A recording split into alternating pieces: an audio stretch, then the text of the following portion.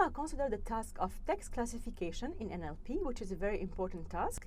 Learning to classify text is important because we want, for example, to learn the news articles that are of interest, or learn to classify web pages by topic, or learn to classify spams from non-spams, or to detect the sentiment of a review, or also to detect the language of some text.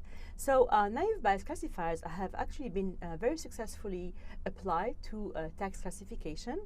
But we can wonder what kind of attributes we should use for naive Bayes classifiers when we have data that is text. We could use, of course, the n-gram model, either unigrams, bigrams, etc. Let's recall first the setting of a naive Bayes classifier. So we have a training data, just like in machine learning. We have xi, yi, which are the set of features and their labels. In the case of the document classification, we have a set of text along with the class, for example, spam, non-spam. A new example is then has a feature values A1, A2, AD, and we want to be able to classify this new example by using the generative model that actually says that y new would be the argument max of p of y given A1, A2, AD. In other words, we're going to pick the label y that actually will maximize this quantity, which is the probability of the label y given the set of features or the set of words in the data. Naive Bayes classifiers use the simplifying assumption that the probability of A1, A2, AD given the label y is the product of the probability over all the features feature values A1, AD. And the reason is that, recall that we actually, there are small chances that we see the occurrence of A1, A2, AD values appearing enough time in the data set to be able to estimate this kind of probability. Okay, so now the y new would be the argmax over the possible labels of what? Of p of y, product of aj y, given y. So this actually applies the simplifying assumption so as we could estimate the label of this new instance. So the algorithm is quite simple. We are going to base our estimation of probability on the frequency or the counts in the data set. We're going to estimate all p of y's for all y's in the set of labels. So it could be y, spam, non-spam. We are going to estimate all p of aj, value aj given y, for all y in the set of possible labels, and all possible labels for or possible words in the document. For a new example, we are going to use just the formula we just saw, which is giving us that the label is the argmax, the function that the label that maximizes the function p of y, product of p of aj given y. Okay, so in naive Bayes, again, there is no model, there is no hyperplane. Just count the frequencies to estimate the probability on various combinations of feature value data with the training examples. So that for estimating the probability, we're going to use the M estimate of the probability to account for the case when the count is actually 0. So we're going to use P of aj given y estimated to total number of examples for which the class is y and the feature value is aj, plus m times p divided by ny, which is total number of examples for which the class is y. We're going to add m times p and divide by m, where m is called the equivalent sample size, in which case we're going to have some kind of extra virtual examples distributed according to some prior p. We're going to add this value to avoid actually having 0, which will actually, if we have 0, it's going to be actually putting the whole product of the probabilities to 0. Okay, so for text classification specifically, we have a corpus. It's a document.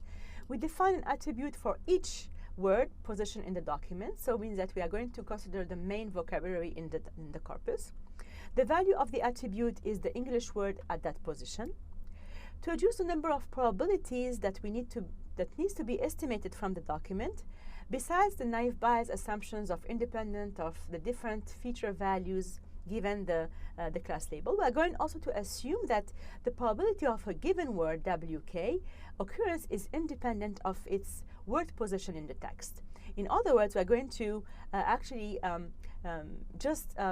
give up the position of the words and the order of the words in the document. So we'll have something like anything that's px1 equal wk, which means that wk is occurring in the first position in the document, given the class cj, and P of x2 equal WK, WK occurring in the second position in the document given the class CJ, etc.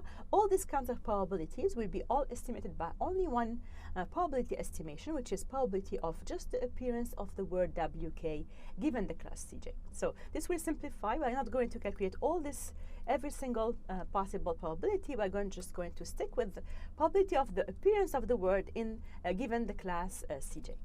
A good estimate for text classification is as follows. So the probability of a word WK given the class CJ, we're going to take NK plus 1, where NK is the number of times the word WK occurs or is found among these NJ words positions.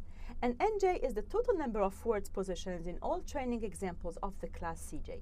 So we're going to correct for having this probability equal to 0 by adding 1 to the denominator and adding the size of the vocabulary in the numerator. So that's enough for actually estimating the probability and avoiding having the probability being 0 for some words that do not occur in one class or another one.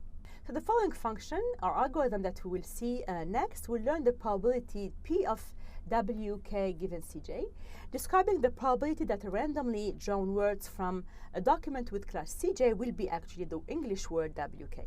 It also learns the class priors, which is just the priors in, for example, of spams and non-spams in the dataset. The first step is to collect all the words, punctuations, and tokens occurring in the examples. Let the pertinent vocabulary in this case be V. For example, V will not include all the articles, but just the most important words in the corpus that we have. We're going to, in the second step, to calculate the probability of each of the class and the probability of each of the word given each class. So it's going to be calculate P of CJ and calculate P of WK given CJ for each C in the class C, in the set of classes C. The set of doc J will be then the subset of documents from the set of examples for which the label is CJ. So I'm going to partition the set of examples into, let's say, the document that are for spam and the document that are for non-spam. So spam will have only the text or the emails that are spam. We're going to estimate the probability of CJ, which is the class CJ, as the number of documents for that class divided by the size of the documents.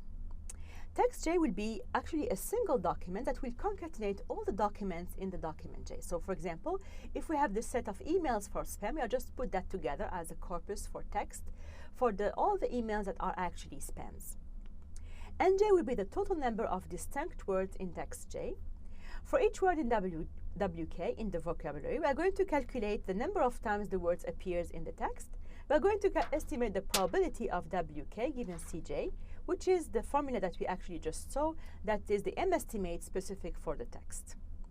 And at the end, we are going to output all the probability of each of the class, these are the priors, and all the probability of each word in the class. So after estimating this probability, we can use them to estimate the label of a new document. Let this document be doc. The function classify naive Bayes text will return the estimated label of this document.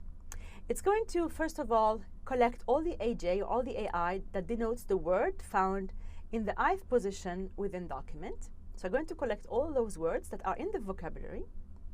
So first of all, step 1 is to collect the positions. So I'm going to go through all the text, collect all the words from the vocabulary. So I'm going to collect those positions. We're going to return the class doc that is estimated based on CDoc equal to argmax of P of CJ times the product of P of AI CJ for all positions. So we're going to take all the words appearing in the document.